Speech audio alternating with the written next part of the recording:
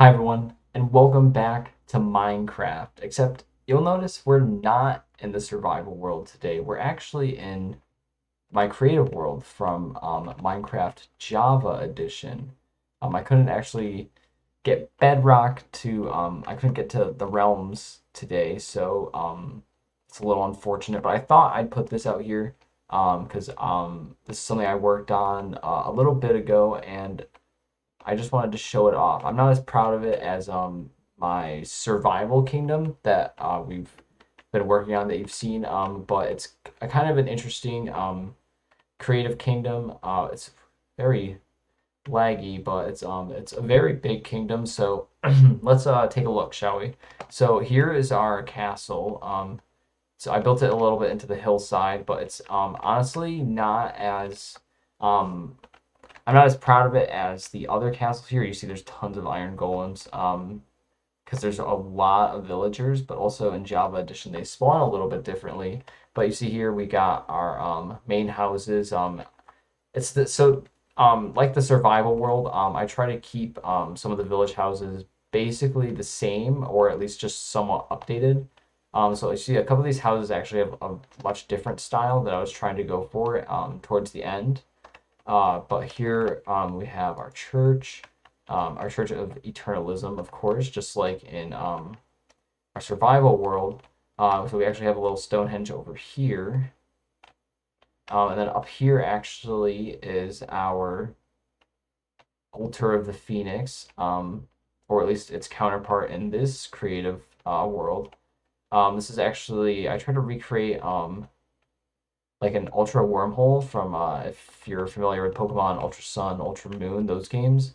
Just because I think it's kind of cool to think that my that this Minecraft world is somehow connected to the multiverse or something like that. Even though it's not.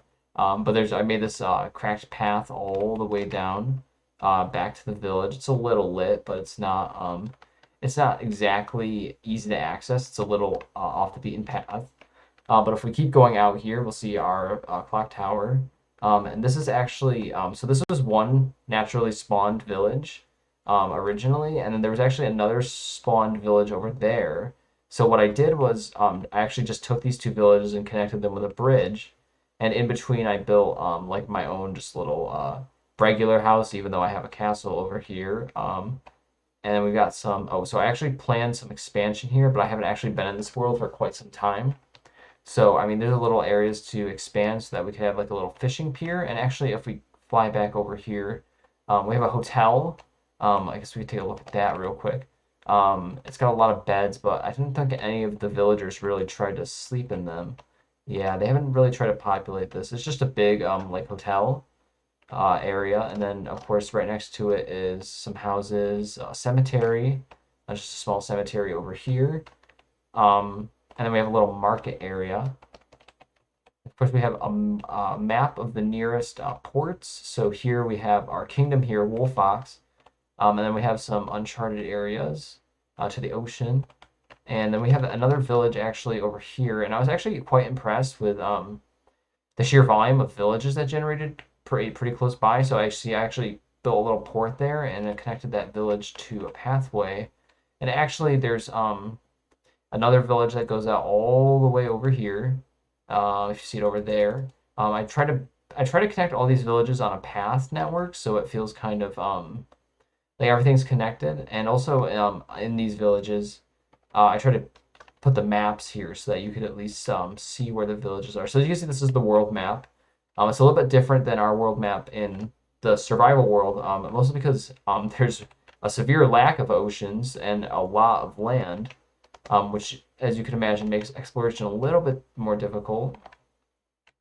Also because, well, I'm not that you'd be exploring anyway because it's a creative world, but it does make it so that it's a little bit difficult because I want to try to convince myself that, like, my kingdom's connected to an ocean, and then, there's more areas outside that you can't see, but it's really hard because I had to find where the nearest ocean was.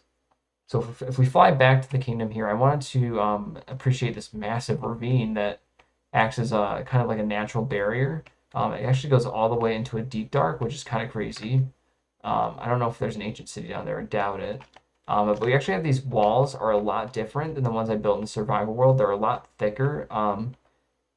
But that's also problematic because they're a lot harder to build. So they're actually built a few blocks deep, I think. Yeah, so they're 2 blocks thick, and then there's the rest of the wall. So they have some definite protection, and they also aren't made out of any wall blocks. But I would say this creative world definitely gave me a lot of inspiration and ideas for working in the survival world. And in the survival world, it's a lot more fun working with constraints on materials anyway, or trying to recreate a good look with less material. So we're gonna fly over here. Um, this is the second part of the village. It's kind of like so that's like the main city, and then this is like the little bit of the outskirts. So we got my big house here. It's just kind of like just got like a little fireplace here, and then you just got a nice viewing area, but that's not really what I want to look at. So there's another port here. And then, so this village was built really hilly and was quite not fun to work with. But you can see actually over here, we have almost a similar recreation of what I have in the survival world down by our main market area. Except I didn't use buttons. I did not make use of buttons. Um, but it's just, I love when the render distance is really long because you can like see all the way over there. But I think the one thing I do regret is not putting a flag on top of the castle because I think that looks a lot better. But if we keep flying over here, we have that crazy looking farm that I did build, but I wanted to expand the farm a little bit. So I built over here a lot. This is our royal library for this area, and we also have a church underneath. So if we go in here real quick, I'll say that this library has some. I like the look of the really tall bookcases. I think that really makes it look like a library. And of course, we gotta have a map in the library as well. So you can see like a lot of these creative world buildings. I kind of tried to recreate in the survival world, so I can like feel like this world wasn't a total waste. But I think creative. I think the challenges of survival definitely make it a lot more fun, or at least make it a lot more.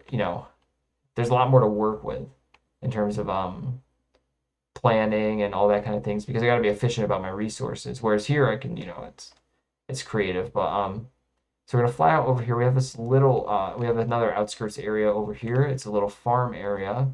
So we got this butcher's house over here, butcher's hut. You see, I really like. I guess I should mention. You can see here, I really like the wool look for these buildings, that kind of Tudor style. I also wanted to mention, I kind of skipped over it. This bridge that I built is probably one of my most proud creations in Minecraft.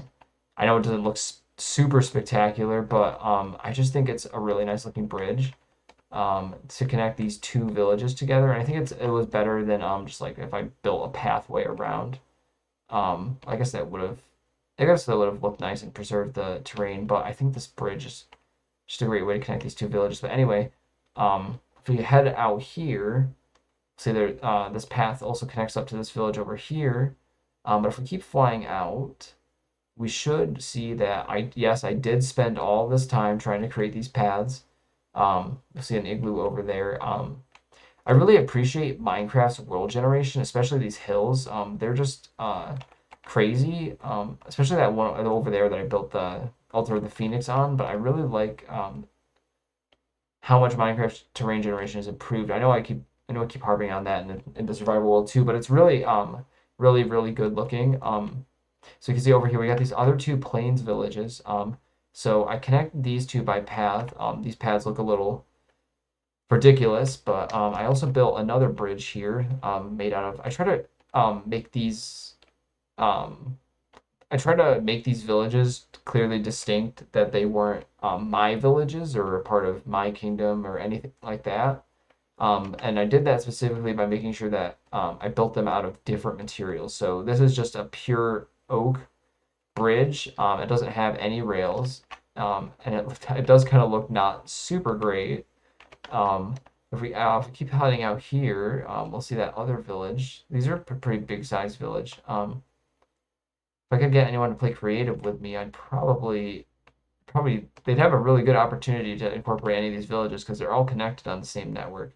But if, this is what I wanted to mention. So Um, Originally, what I wanted to do with these two villages was build kind of like a huge like brick pathway all the way around this mountain, and looping it around, bringing it down here, and then bringing it into that village. But I realized that that would take a lot of effort, and also these villages are way, way, way off the far beaten path, so I decided not to do that. Oh, there's something over here that I created. Oh, there it is. So, I think there was a horse I tamed here that I there's a horse here I tamed that I actually didn't really want. So so I just made the I you know I he's in a better place. He's in the end now. He's in the end now. So yeah, he's got a nice candle. I didn't light it for him though. I think we can at least give him that. We get grab our flint and steel. There we go.